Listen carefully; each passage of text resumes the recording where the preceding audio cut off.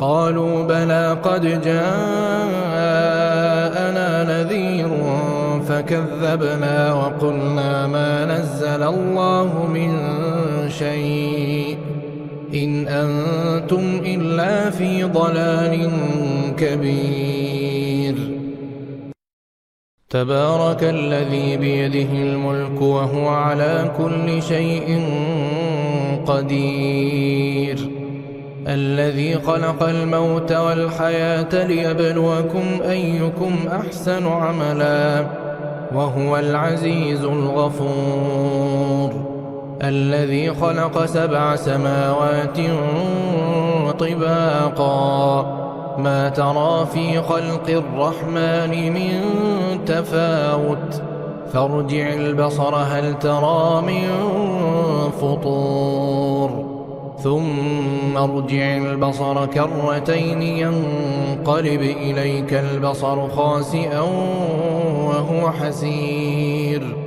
ولقد زينا السماء الدنيا بمصابيح وجعلناها رجوما للشياطين وأعتدنا لهم عذاب السعير وللذين كفروا بربهم عذاب جهنم وبئس المصير إذا ألقوا فيها سمعوا لها شهيقا وهي تفور تكاد تميز من الغيظ كلما ألقي فيها فوج سألهم خزنتها ألم يأتكم نذير قالوا بلى قد جاءنا نذير فكذبنا وقلنا ما نزل الله من شيء إن أنتم إلا في ضلال كبير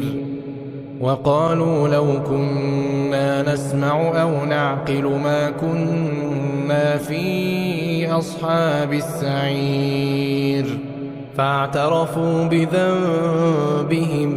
فاعترفوا بذنبهم فسحقا لأصحاب السعير إن الذين يخشون ربهم بالغيب لهم مغفرة وأجر كبير وأسروا قولكم أو اجهروا به إنه عليم بذات الصدور ألا يعلم من خلق وهو اللطيف الخبير هو الذي جعل لكم الأرض ذلولا فامشوا في مناكبها وكلوا من رزقه وإليه النشور أأمنتم من في السماء أن يخسف بكم الأرض فإذا هي تمور أم أمنتم من في السماء أن يرسل عليكم حاصبا فستعلمون كيف نذير ولقد كذب الذين من قبلهم فكيف كان نكير أولم يروا إلى الطير فوقهم صافات ويقبض ما يمسكهن إلا الرحمن إنه بكل شيء بصير أمن هذا الذي هو جند لكم ينصركم من دون الرحمن إن الكافرون إلا في غرور